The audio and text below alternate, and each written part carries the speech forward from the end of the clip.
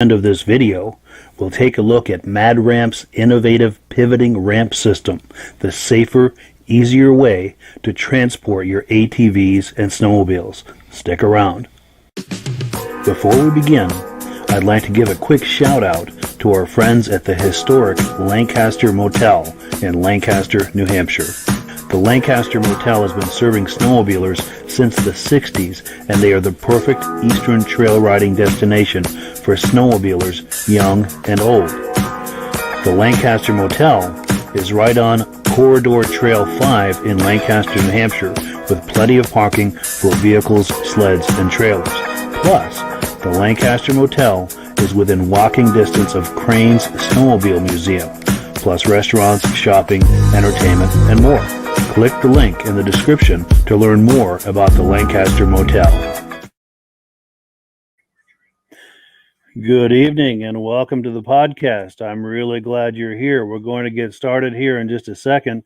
Before we do, though, I want to make sure that everything is working properly. If you can see this face and if you can hear this voice, I'm going to ask you to make a comment in the comment section to let me know that you can hear everything okay. Just say, my name is Jim from Saskatoon, Saskatchewan, if that's where you're watching this from. So yeah, if you could make those comments for me, just let me know everything is working okay. While you're doing that, I'm going to take care of a couple of things. First, though, I'm going to show you what we've got on the podcast tonight. We're going to do some new things tonight. We're going to be bringing some people on live. In a minute or two, we're going to have Brian Robillard on. He's going to show us his Ski-Doo collection. And then a little later, we're expecting David from OMC Warehouse. And I'm still... I think there might be a little bit of a mix-up. He might have something going on, so we don't have him lined up just yet, but hopefully he'll come on the show here so that he can show us his OMC sleds, parts, and so on. Also, we are doing things a little bit differently this week. I'm having a technical issue with Facebook, so we're only on YouTube tonight.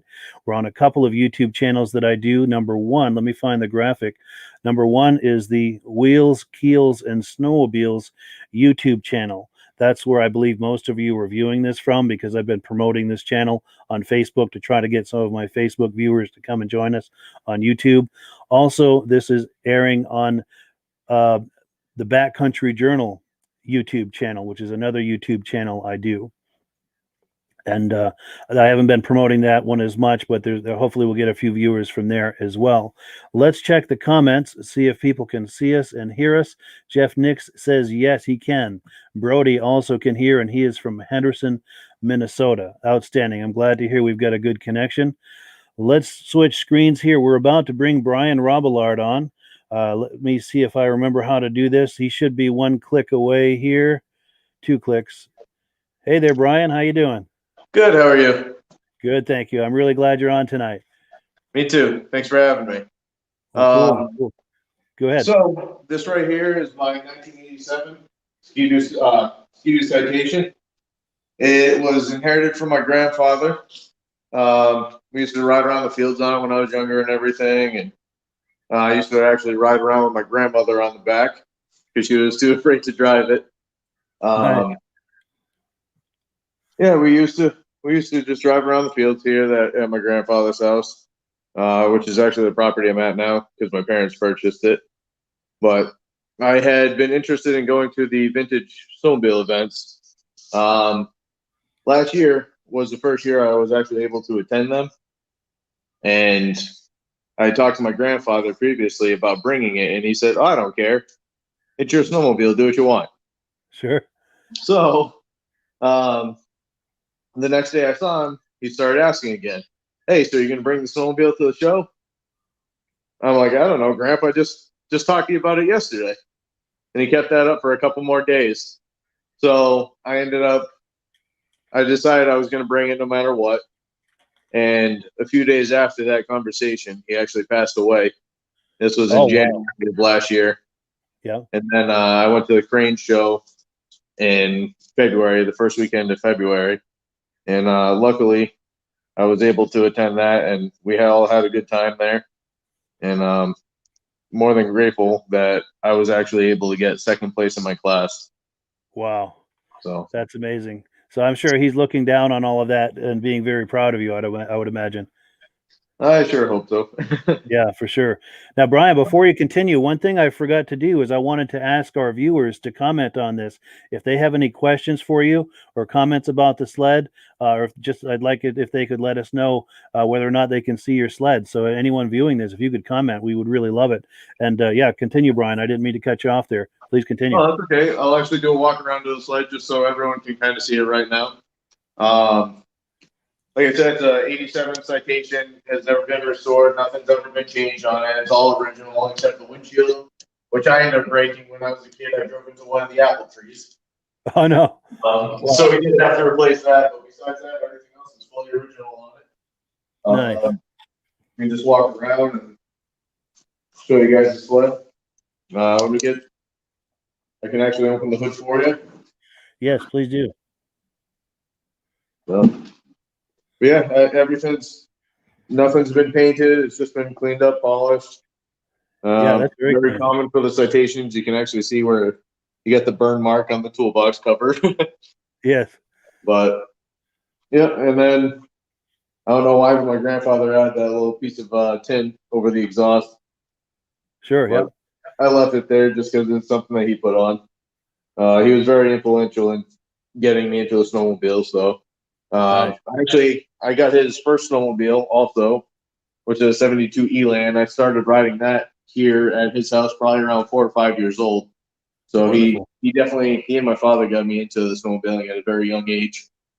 Nice. And I've definitely been hooked on it ever since.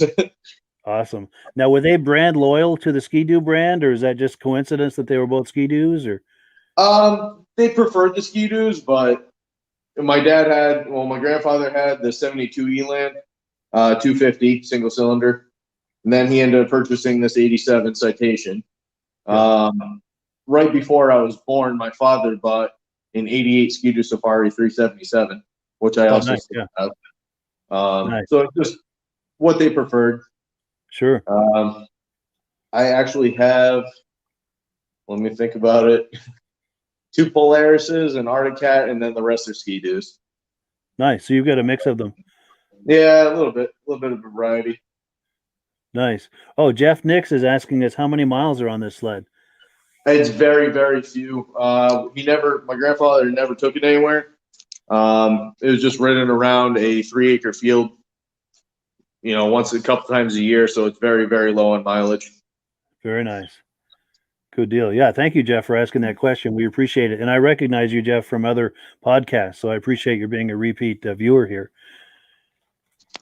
But yeah, please continue, Brian. So last year I ended up taking up the Cranes. Then after Cranes, we ended up going to Bear Brook. which I went there with my wife, my friend, and his son, and we all had a good time there. So I hope to continue this. Snowmobiling has been a hobby for me ever since I was very little. But definitely doing these vintage events, definitely interested in, and it's something I want to keep continuing going. Nice. Yeah, those are a lot of fun, aren't they? I'm sorry, what was that? Those vintage events are a lot of fun, aren't they? Oh yeah, absolutely. Yeah. Yeah, now that I've gone to them and had the older sleds with the connection with my grandfather and my father, it's definitely something I'm interested in and I want to stay around. Nice. Hopefully in the near future we'll be able to actually get the Elan on here. Yeah. Yeah. That would be cool. And I'm going to ask people to keep an eye out for you at the next crane show. I know I'm planning to go, and I'm going to keep an eye out for you. And hopefully you'll keep an eye out for me, and hopefully we'll run into each other and hang out a little bit. And absolutely. Anyone viewing, if you see either of us over there at the show, please say hello. Yeah, the more the merrier. It's definitely a tight-knit community, and everyone seems to help everybody out, and it's something that you can definitely grow fond of. Yeah, for sure. It is addictive. You're right. Before we wrap this up, Brian, are you open to starting that sled up? Yeah, sure. I can actually fire it up right now for you. Yeah, awesome.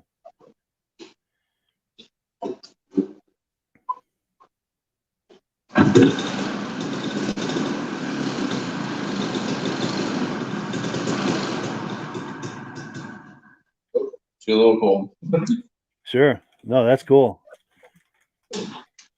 Yeah. If you'd like, do you want me to fire it up again, or? Yeah, if you feel like it. Yeah, and Outboard Marine is on here. He says, "Nice ski-doo, Brian. Thanks for sharing." So you're getting some comments here.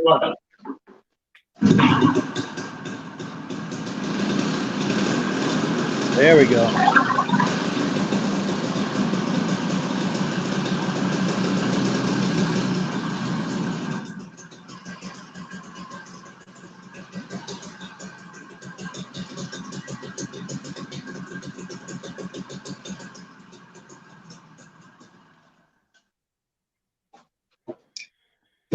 Good deal. Well, good. Yeah, I really appreciate your coming on, Brian. That's really fun to see that, and I hope you'll come on again and show us that Elan at some point and some of your other. Thank you very much for having me on and making me a part of this, and I definitely look forward to more in the future. Good deal. Yeah, I appreciate it, man. We'll be in touch. All right. Thank you very much. All righty. We'll talk to you later. Bye-bye. All right. Take care. All right, yeah, that was Brian Robillard, and thank you so much to Brian for coming on here live. He is our first live participant in this podcast, and not our last for sure.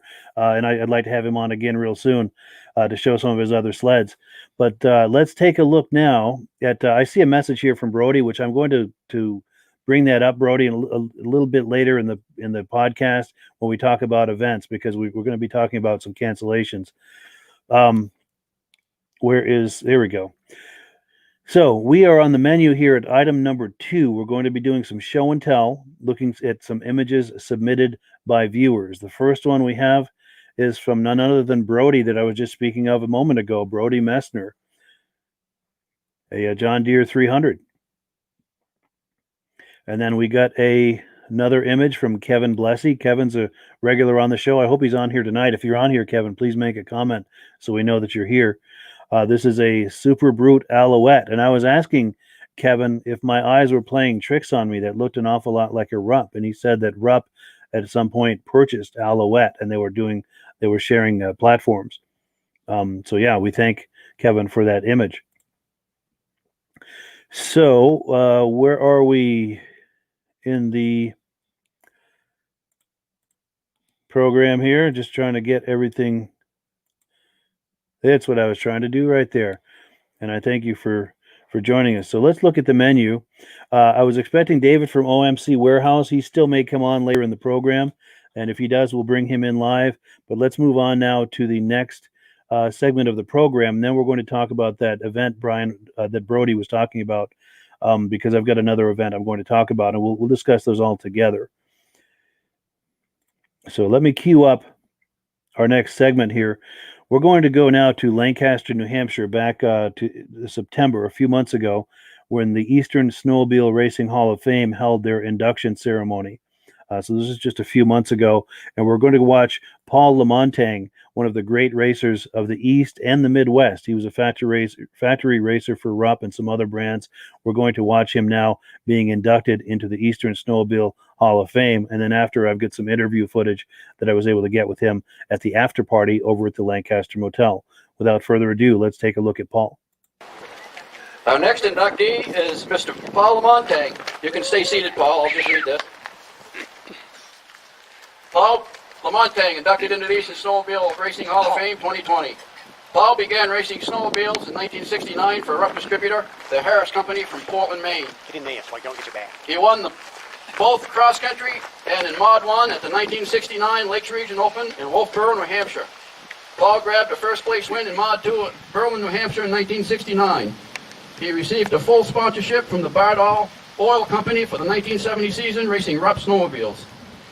At the 1970 Maine State Championship, he won first place in both the cross country and in Mod 4. Paul broke through Timberland Machines Incorporated Sea of Yellow by winning in Mod 3 with his Rupp at Bangor, Maine in 1970. At the 1970 Lancaster Grand Prix, he took first place in the cross country and first place in Mod 2. Grabbed first place wins in both the 440 stock class and in Mod 2 at the 1970 Pennsylvania State Championship. Paul not only began racing chaparrals for Nelson, a small company from Portland, Maine in 1971, but helped to set up over 30 new dealers. In 1974, Mercury shipped him 2 brand new snow twisters.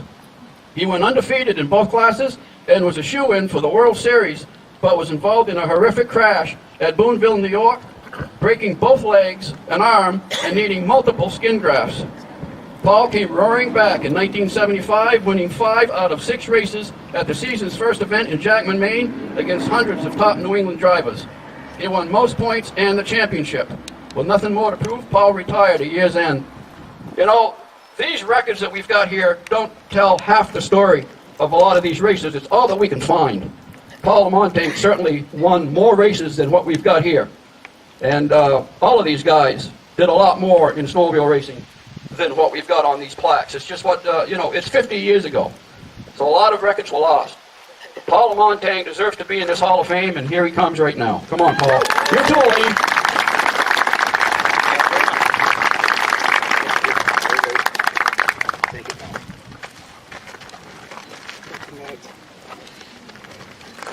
Turn this way. Face the camera.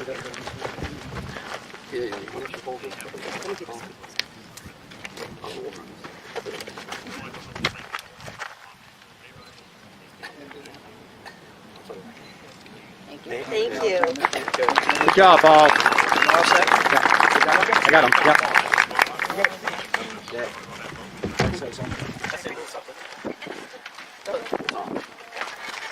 Well, I'll tell you, I'm really proud to be joining these great guys right here.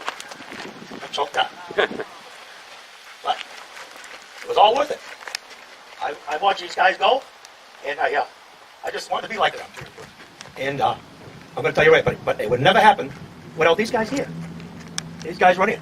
Paul and Ed and the group, of course, Mr. Gordon took my lines.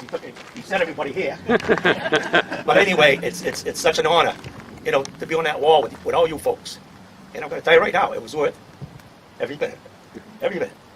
And I'm going to tell you right now, there were times, where you think, well, is this worth it? But I'm going to tell you right now, if I was to know what everything I've done, I'd still do it. And all I can say is I'm very grateful. And I got a little story to tell you. And I'm going to start right now and do my little buddy over there. And listen to this one. You're going to love this one. When I started racing, I was 5'4.5". Okay? And after 12 years of racing, I was 5'3.5". Well, you probably all realize this, but I used to love those cross countries. But you know how many washouts I hit and hard stuff where I felt like my neck was going down through my shoulders? Well, I'll tell you, everyone here has probably had that happen to them at one time, whether it's trail riding, whether it's on a lake, and everything. And all I can say is, if I would have never raced or owned a snowmobile, I'd have probably grown up to be as tall as Cal Reynolds. But I want to thank everybody, and I'm very proud to be in this group. And thank you very, very much. Thank you, Paul. Very nice. Class act. Thank you, Paul. Cal, did you lose any height?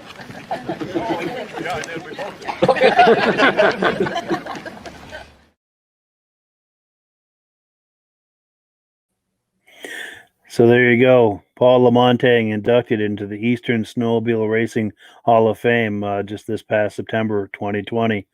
Now, after the Hall of Fame ceremony, the Eastern Snowmobile Racing Hall of Fame ceremony, just a short walk away, there was an after party at the Lancaster Motel. And I'm going to show you an interview I had with Paul at that after party. But I wanted to let you know that this Eastern Snowmobile Racing Hall of Fame is something that's growing very quickly, and it's an incredible amount of fun. It's a great way to see all of these people from yesteryear that were so active in racing, and you're able to. It's big enough that it's exciting, but it's small enough and intimate enough that you can visit and get to know these people. You can walk right up to them and approach them and visit with them and ask them questions about racing back in the day and just get to know them. So it's an awful lot of fun. So the next induction ceremony for the Eastern Snowmobile Racing Hall of Fame is Saturday, September 11th, 2021, 1 p.m. Eastern Time. And this takes place at Crane's Snowmobile Museum in Lancaster, New Hampshire. And if you're coming any distance to attend, you want to stay at no other place than the Lancaster Motel. It's just a short walk away from the ceremony, and that is where they have the after party, where you can meet and greet and visit with all of the racers and the inductees from that year, as well as previous years and future inductees. It's just a wonderful crowd there. A lot of people that are just really nice to visit with. And once the after party starts to wind down and you're ready to turn in for the night, your room is just a few steps away, so you don't have to drive anywhere. You can just walk to your room and call it a night. But let me get the rest of this programming here with Paul. Here's the interview that I had with Paul Lamontagne at the after party over at the Lancaster Motel. Let's take a look. Yes, Paul, I'm so happy and proud to be a member of the inductees of this Eastern Hall of Fame. I'm telling you right now, and all the guys that were there today, I looked up to them. They were there before me, and I watched them go, and I watched them win. And I told Bruce Dunham today, my first race, I was 15 years old, and I went to a race in New Hampshire with an old Polaris, and I went out there, and I looked at all these tractor-trailer trucks and equipment, and it just gave me the bug. And I was fortunate enough. I had an old Polaris, 372 Hilo. It had a flip seat for the belts and the tools. And I got it. The first race was across country, and I actually won it. I actually won it against the Timberland crew and everything. Nice. But it wasn't a fast machine, but it had cleats, and there was a lot of snow. They had a snowstorm, Yep. so I had the advantage. So while the skidoos were spinning through the woods and everything, my big long track was digging and going. I'm just going, flying around and having a great time. But the funniest part was, the oval was next. About 3 hours later, I got in the oval with the same guys, and first thing you know, they're gone. They almost lapped me. In 5 laps, they almost lapped me. That's how slow the Polaris was. So I said, Jesus, I got to get another sled. I better get a skidoo or something here. Yeah. So then at the end of the day, they had jumping. So this was my father's trail sled. So anyway, I get up there and I said, I'm going to get into the jumping. Might as well. I don't look that high. So I get into the jumper. He's jumping. I get up there with that thing and just hit it up in the air. And when I come down, all the springs and the bogey wheels broke. The backrest where my mother used to sit on the back, that broke off. But the only thing that was holding it was the wire from the snowmobile. Oh, God. And then back then, those Polarises has these cleats to pull the hood up. Yeah. The cowl flew off, everything. And you know what I got for it? I won a little trophy, right? So on my way home, I got a flat with the trail. My father don't even know now. I took this machine to a race. It was my first race ever. Spindle broke. Lost a Baron. Now I called my father. I go into this guy's house with no cell phones. Hey, Dad, I'm in New Hampshire. He drives up. He says, what are you doing? He says, I went to race today. He says, you did? So he says, how'd you do? I says, well, I got 2 little trophies. I got one for the cross country, and I got one for the jumping. He looks at his machine. The backrest is missing. Where you keep the tools and everything, all the tools are gone. I lost all the tools. And then he looks, the cowling snaps are all broken. And then he looks underneath. Every spring was broken back. It was all bogey wheels. He says, and now I got to take this home. Yeah, Dad, we got to load it, put it in a truck, and then we'll throw the trailer. It was unbelievable. That was my first race ever. And Bruce Dunham that day won every race. Wow. Every race. And the Timberland crew were all there. And that's when I got the bug. That was it. You were hooked after that, huh? And the following week after that, I went to see a guy that rented snowmobiles that had a 370 offset skidoo, Yeah. offset skidoo. And I told him what happened. He says, Paul, I'll sell you my sled. It was a mod sled. He says, I'll sell it to you. I said, how much? He says, $800. I go, $800. All right. So I bought that. And then I went on to Berlin, New Hampshire, and won my first race with that sled. Wow. And a guy saw me. This is a great story. A guy saw me win with that sled. He came up to me and says, his name is Bob Gowan. Never knew him, never saw him before. He come over with his wife. He says, "Are you racing Lancaster next week, the big race international?" I says, "Yes, I'm going to go with this machine." He says, "Would you like to drive my 340 mod Skidoo for me?" I says, "Sure." So we met. I never saw the machine. I got up to Lancaster right here. Actually, I stayed in this motel right here. And I took his sled. They had a cross country. So I went to cross country with my sled. But listen to this. He brings the sled to me. He says, "Go ahead. We get in the race. I win the oval against all the best riders around." And the worst part is I was all full of mud. With 2 laps to go, I was in the lead. My throttle broke. But back then, the carburetor is right in front of you. So I reached down and just ran the throttle one hand and drove. Finished the 2 laps with it. And from that day on, believe it or not, I gave him the trophy. I got the money. I never saw that man again. Wow. Ever again. And it was unbelievable. And they tore me down, make sure it was illegal. Yeah. And so that's how I got started racing. Wow. And then 2 weeks later, the guy saw me in Berlin and then saw me in Lancaster. And that's when the Rupp guys approached me Yeah. to race for them for Rupp. And it was a full boat. Never bought rented a room, bought a chewing gum, food, everything. I was taken care of for 10 straight years from Rupp. And then I also raced for Chaparral. I was also raced for Bottle Oil. And back then I had a Polaris 650, a 340 cat, and a 400 stock. Rupp. I had 3 brands, all with their lettering and everything. And then we did that. And then after that, I got back. Rupp wanted me to stay, just do Rupps, not cat and Polaris. So then I went into all the mod stuff. We made everything modified. And that's just how it went. And it just went on. And later on in the years, Mercury called me up, Lyle Forsgren from Rupp, the Rupp factory, because he saw me race at Eagle River out there and got 2 seconds at Eagle River with his the 340 mod Rupps. And he says, "Paul, I'm working for Mercury now, and I want to send you 2 sleds from the factory. I want you to race for us, to be the first Mercury's to hit Maine." And they said that to me, and it was unbelievable. It was just, those sleds was just so fast, so ahead of everybody else, that it was unbelievable that I never lost a 295 mod or 400 stock to race the whole winter, not even a heat or semifinal. It was like ridiculous. And the worst part is, I got to say this, I only used 4 belts on 2 sleds the whole winter. And the interview continues. Here's part 2 of that. It was interview. amazing. And I do all my own clutch work back then. The first year I didn't even have a mechanic. Wow. You didn't need one. The sled was so unbelievable. All I do was lube my clutches, and that's it, and get my steering down and my scudding. Yeah. It was unbelievable. And then in Boonville, if I wouldn't have got hurt in Boonville, I would have liked to have been gone to Eagle River, because I was favored to win a couple of sleds. And there was nothing. It's not like they were close races. They were like slaughters. The machines were so much faster. Yeah. And then I took that year off the heel and came back. And Dick Lane out of Good Albert Road, he says, "Paul, you want to go back in the race?" I says, "Makes no difference to me." He said, "Well, I got a couple of sleds for you." And they came up with the 250 and the 440s. And we took that up to Jaguar. Everybody came up from everywhere. Even Brad Hollins was with me. He raced 3 classes against me. Yeah. He won 1 and I won 2. And that's how we met and became friends. And it was fantastic. And then I won 5 out of 6 features. And people looked at me saying they never thought I'd ever race again, because I had to take a whole year just to heal my legs and my shoulders and arms.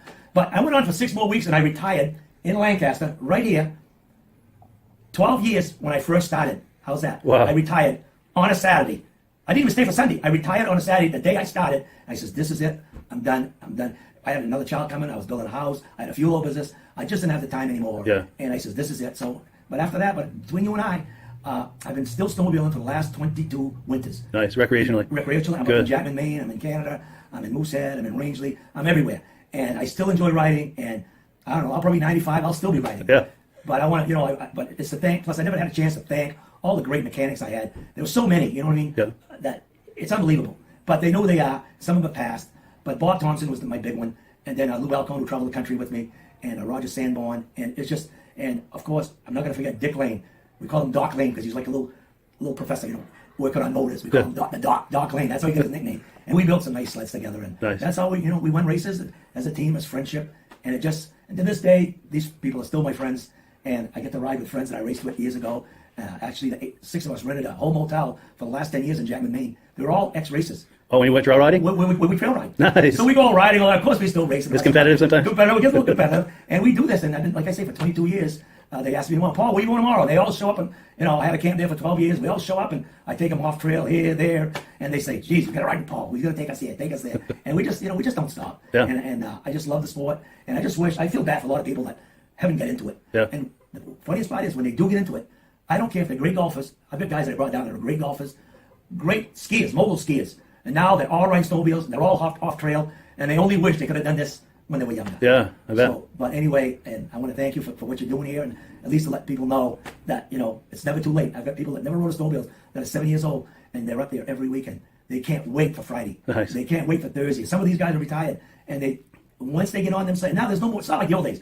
Your hands stay clean. You don't change belts. Yeah. The machines run. You put gas in them, you ride. Gas in them, you ride. You probably put oil in them if you got a two-stroke.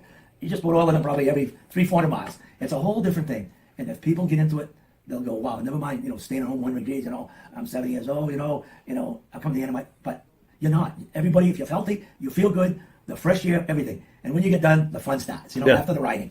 And, but I'd like to see more people, get into it. They don't have to race, but just get into the sport, and they're going to say, wow, what have I missed? And they'll be there, and they're going to say, this is unbelievable. You're right, because even recreationally, it's a whole lot of fun. It's a lot of fun, Yeah. and you get people, we got guys out there 80, 85 years old going to Canada on weekends, going here and there, and they've been doing it for 25, 30 years, and they won't stop. They say, well, they'll bury me, then I'll stop. Yeah. And you run into these people everywhere. And like I say, the equipment, everything's warmer now, handlebars, Yeah. the seats, The the clothing, suits, the equipment. yeah. It's not like the old days. The old days, you worked on them for 3 hours, you rode them for one. Yes. And then you come back, you're frozen. Yeah. You know what I mean? This is a whole different, and so this is what this interview, I'd love to see more people get into it, and you're never too old. And I'm going to tell you right now, and I'm going to tell you what I've noticed, all these young guys, 20, 21, 20, up to 30, they've all given up different sports just to do off-trail snowmobiling now. That is the biggest coming thing. Yeah. With their GoPros and everything, they go up into the woods, they're in snow 4 or 5 feet, and they're taking pictures of each other, going climbing mountains. And they love it. And these Yeah. guys are all great skiers, they're all good athletes. And they said, man, this is where it's at. So now Yeah. everybody's buying these 3-inch paddles, Yeah. 153-inch thread, Yeah. and they go, this is the light. And they're up on top of mountains going, are you kidding me? There's nothing better than this. Yeah, it's so I amazing. love to see the new young generation. And they don't have to race because they're doing it amongst themselves, Yeah. climbing, playing. So they're getting a thrill, and they're filming everything. Everything's filmed. So, and they go back at night and they put it in, and they watch each other guy bury his sled. And this. But anyway, this is one interview I'm glad we've had, and I just hope more people get into it, especially the young kids. The legendary Paul Lamontagne has been inducted into the Eastern Snowmobile Racing Hall of Fame, and I very much encourage you to come and join us for the next induction ceremony of the Eastern Snowmobile Racing Hall of Fame. It is so much fun. You get to meet and greet these people, get to know them, and inductees from previous years and future years are there, as well as, of course, the inductees that are being inducted that day. It's at Crane's Snowmobile Museum. You can go in the museum, walk around and check out all the sleds, and then it's just a short walk to the Lancaster Motel right after that, where they have the after party. And again, you're able to visit and meet and greet and get to know these racers and ask them questions and visit with them. It's just an amazing time. And if you have any interest at all in vintage snowmobiling or any interest in racing from yesteryear, it's a don't miss event. It's I don't know. I just can't say enough about it. I have just a really good time every time I go there. Now let's move on to the next segment of the program. Let's see where we are on the program here. We're at number 5, upcoming vintage snowmobile events. Now, our friend Brody had made a comment about a Midwest ride-in. This is in Elk River, Minnesota. That event has been postponed until 2022, so they're not going to have it this coming winter. He said, look at Midwest Ride-In. They have a Facebook page. Search for Midwest Ride-In on Facebook for more information. And that, unfortunately, is the case for a lot of upcoming events. Before I switch to the next one, hello, everyone, from James Logana. James and Judy Rinaldi, great job, Paul. Excellent. Well, thank you for checking in, James. So let's go back to this other event that has sadly been canceled. This is one of my favorite events. This is the event. I'm going to run some footage. Let's see if it'll let me talk. And I'm Matt Trask from Corinth, Vermont. We got a 70. Whoops. That was the wrong wrong video. Let's try this one. Okay, so this is footage from the Washington Snow Flyers Vintage Snowmobile Rally in Washington, Vermont. This is footage from last year. This is one of the better shows in New England. And they typically have it on the first Saturday of January every year. And I've been in touch with them this week, and they informed me that they're not going to be having it this year, which is really sad because it's a great event. But with everything as crazy as it is, I understand why some of these events are being canceled. That being said, there are other events that are not being canceled, and we want to make sure and patronize those to the best of our ability, and to be safe at the same time, which is a delicate balance, but I believe it's possible. And we'll be talking more about some of those upcoming events on future podcasts. But one of the other things that I wanted to show you is my fancy schmancy. Let me try to get this on the camera. Check out my new hat that came in today. I ordered that a little while ago, and it came in today. It's got my logo on it, and I'm really pleased with it. Now, I've also got some mugs coming that are going to be really nice looking, and at some point, I wish I would have had my act together enough to do this for Christmas so people could buy these to give to people as Christmas presents, but I just the timing isn't going to happen this year. But I am going to make these hats and some really nice mugs available for people to purchase. I'm going to put together a package where you can buy a mug and some DVDs and a sticker, or a hat and some DVDs and a sticker, or a mug and a hat and some DVDs and a sticker. Put together some packages that people can buy and make them available. It's still a few weeks out. It won't be until into the new year that these are available. But if you're curious about getting a hat like this, or one of the mugs, which I'll hopefully have on here next week to show you, leave a message, leave a comment in the comment area. Let me know whether or not you're interested. And there's another way to comment.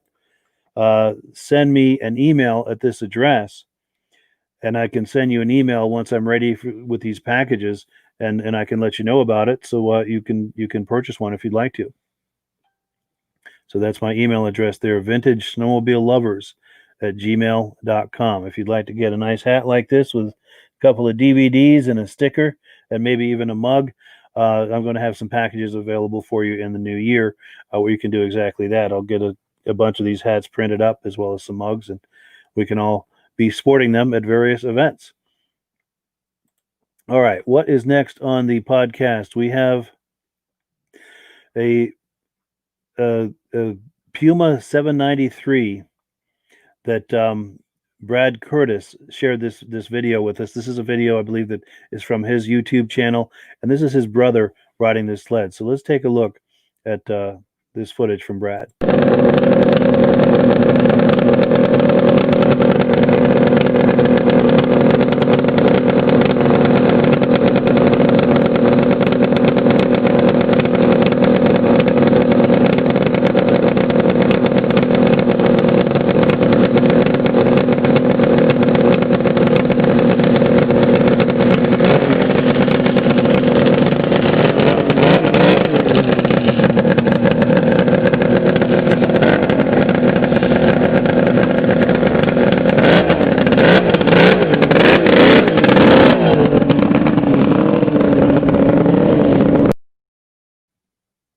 There you have it. Boy, I love the sound of that engine, and I don't know about you, but I could smell that two-stroke from here just watching the video. Hopefully you could as well. So we've got one more thing here to play for you. It's a video that I took. You remember me talking to you a moment ago about the Washington Snowflyers Vintage Snowmobile Rally. Well, this is some footage from when I was there a couple of years ago. I met Matt Trask. He told me, I was emailing with him earlier today. He said he might be watching this. So hopefully you're watching this, Matt. And you can take a look at this footage that we did a couple of years ago where we first met. He's got some really interesting Massey Ferguson snowmobile. Let's take a look. I'm Matt Trask from Corinth, Vermont. We've got a 71 Ski Whiz. Both of them are 71s actually. The other one over here is an original motor, original sled. This one's my mod sled, my powder Ski Whiz. If you want to come take a look at it. I put a 136-inch track with a slide suspension under there. Made the powder dump out running boards. Oh yeah, look at that. I've got modern plastic skis that I made brackets for the leaf springs. So got some powder skis on there that actually turn, and carbide scat. Good flotation. Under the hood, on this one we've got a 488 fan stuffed in there with kind of a gnarly homemade exhaust, but it goes pretty good. And did you extend the tunnel too? Just a little bit, yeah. This was a pretty long sled to begin with, and it had the gas tank back here originally, but I wanted a compartment to put snowshoes or whatever and out in the woods. So I made this gas tank for the front. Yeah. I cut out the console and put that gas tank in there. Yeah, nice. So this one, originally it was like this. The tank was in the back. This one's all the original setup. It has a JLO 340 in it. The only real modification I did to this one was put a just more reliable clutch on there. And I switched it to a Mikuni carburetor instead of the Tillotson.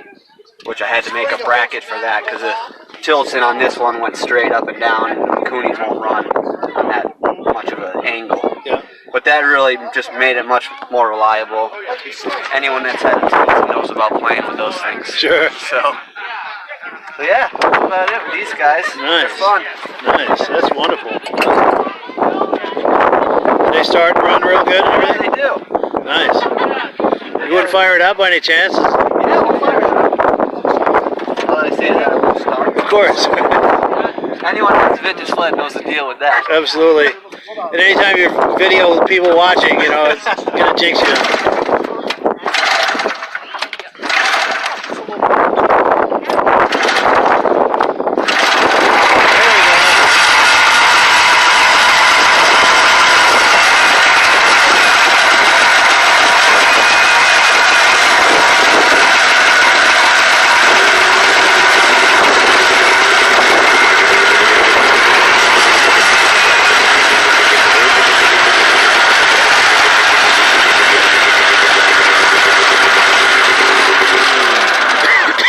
Nice, that's awesome. Thank you so much. No problem. You want to hear this one? Yeah, absolutely. This one's a little louder. All right. It's been modded, right? Well, it's not the original motor. Sure.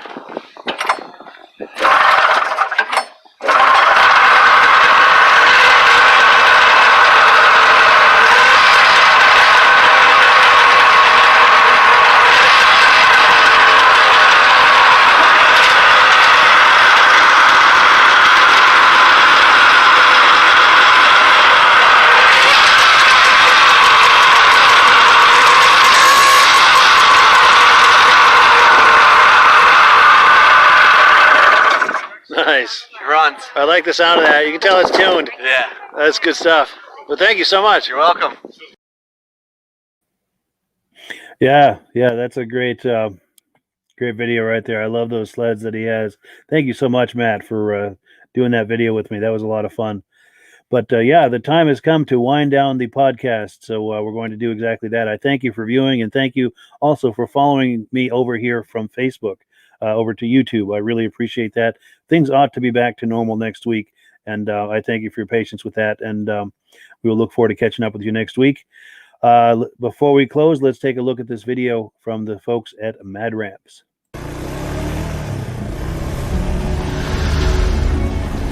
It's the ultimate combination of simplicity and ingenuity.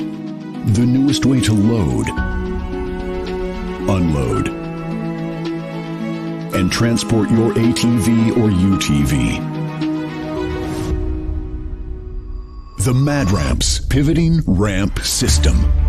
Made in the USA and engineered for strength and durability. Maneuver through tight places and over rugged terrain with plenty of ground clearance.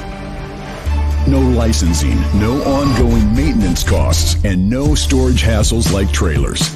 Won't slip or move like conventional ramps. Free up more cargo space in the bed of your truck. Securely connects to your truck's receiver hitch. Easily extends for safe loading and unloading. Seamlessly retracts for highway and off-road travel. DOT approved in all 50 states and Canada. Quickly disconnects in under a minute. A unique space-saving storage system. The Mad Ramps Pivoting Ramp System. Go farther. Go faster. Go safer. When you order using the link in the description, I'll send you 3 free Vintage Snowmobile DVDs.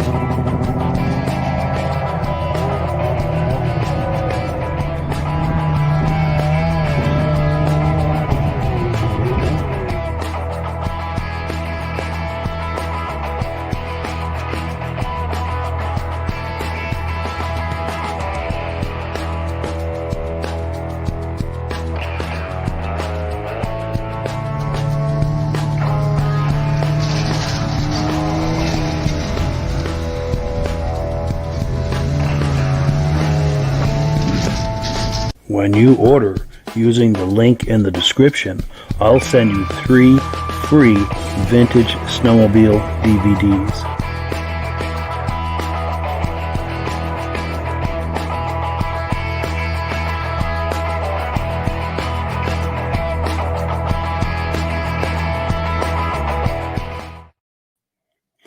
Hey, folks, I'm back. It turns out I lied. It's not really the end of the podcast. Our friend David from OMC Warehouse is about to come on. Let's see if we can get him on here. How you doing, David? It's a little staticky. Can you hear me? Yeah, I can hear you fine. Can you hear me okay? All right. How you doing, bud? Doing well. I'm glad you came on. This is great. Good. This is Sorry, great. I'm coming on a little bit late here. Oh, no worries at all. I'm gonna step back into my office where I got a better connection because I can't hear you. Okay, yeah. Take a minute by all means. And while you're doing that, I'm going to ask people watching this, please make comments. Say hi to David, and also if you've got questions about anything he's showing us, please ask those questions, and I'll ask David those questions, and we'll see if we can't get an answer. And I think David's just about ready here.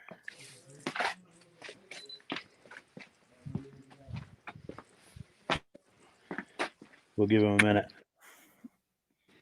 Okay, here we go. Let's bring him on. All righty. This is David at OMC Warehouse. Take it away, David.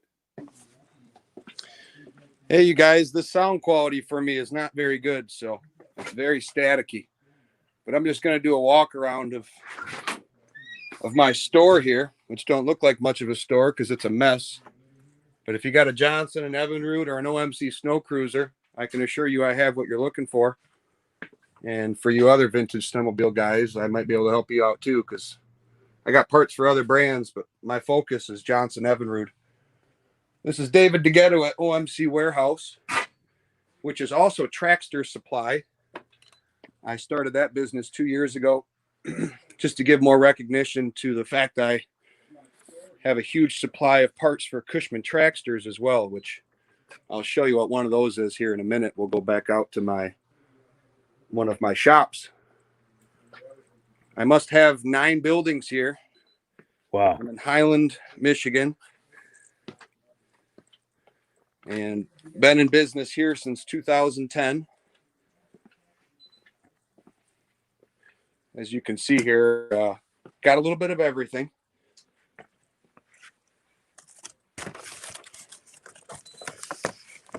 I know everybody's looking for those. Yeah. Anybody with a bubble nose. Yeah, that's usually the first thing to go, isn't it? You hit a branch on a trail or something, and out they go.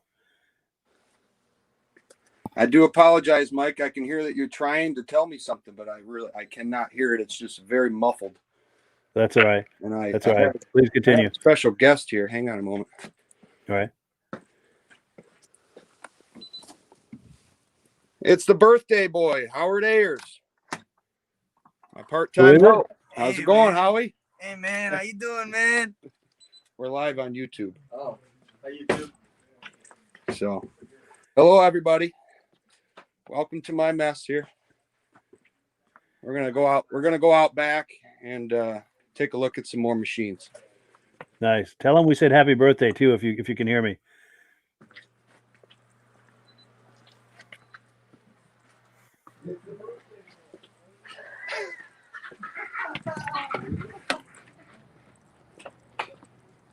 Okay, you guys. I hope you're still with me. Yes. Yeah, we can see you and hear you fine. This is 1972 Johnson ski horse wide track, 30 horse, that I just picked up from my storage unit up north, which has, I want to say, it did have 31, and now there's 30 snowmobiles left up there. And I'm kind of just plucking them one at a time, bringing them back here where I can clean them up, fix them up, and list them for sale. No heat or lights or anything in the storage up there. It's just storage is way cheaper in northern Michigan, for those of you that don't know. Sure. It's all original. Most of my machines are. That's kind of what I'm after. That's what I buy. As far as restoring them goes, I'll basically do everything but paint. I'll freshen up bad looking parts with some new old stock. I will be listing this machine for sale probably in the next couple of days. I did just list a 72 ski horse that sold last week. This is not the same one. It is a different one. I have 4 of them. So I got 3 more to sell. This is what I was talking about earlier, Cushman Tracksters. This Yeah, I one like just those. sold to a guy down in Virginia, and he's picking it up week after Christmas. It's ready to go. He just needs to put the new gas tank in it, which goes right there. Nice. These are pretty neat machines that are used just as much for work as they are for pleasure. They'll get you anywhere you want to go, through the swamps, up the mountain, through the snow. Okay, you guys, we're going to go back into my office here, and why not? We'll start up one of those ski horses. Yeah, please do. Hey, Howard, come give me a hand. Hold the phone. How you doing, buddy? All right. How you doing?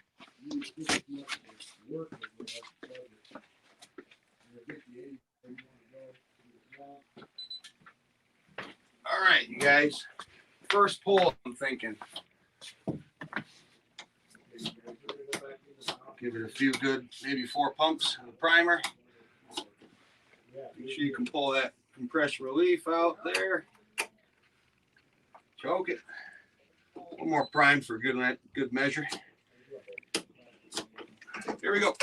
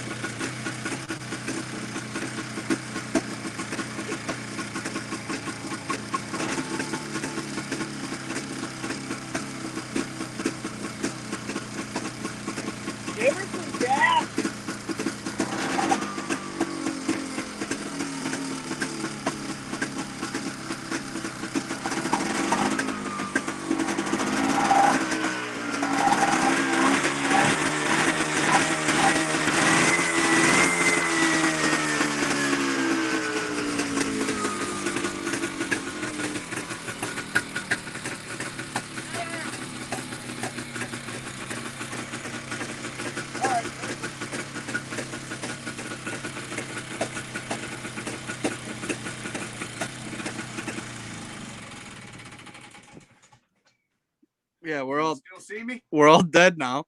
That is very cool. I'm impressed that started on the first pull like that and idles as well as it does. That's really impressive. Yeah, we're struggling to breathe over here a little bit, so we're going to I step believe out. it. I can smell that two-stroke from here. Forgot to turn the fan on, Mike. Whoops. Very cool. That's entertainment right there. That's cool. I hope you guys enjoyed that.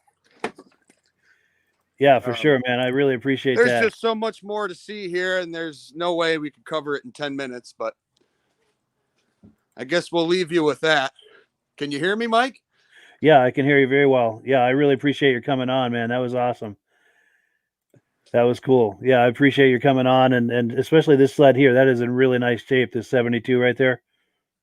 Yeah, hey, it's always a pleasure, and I hope we have a better connection next week, because I still am not really able to hear you, but I can hear that you're trying to say something, and I appreciate you having me on here. And everybody check out facebook.com/OMC Warehouse or facebook.com/Trackster, and you'll find my pages and take a look. There's a lot of cool stuff to see, and a little bit more than what you guys have seen here in this short video. Good deal. Yeah, we will look forward to that next week, David. I really appreciate your coming on. Absolutely. Thanks. We'll see you next week, everybody. All right. Have a good one. All Take right. care. Take care.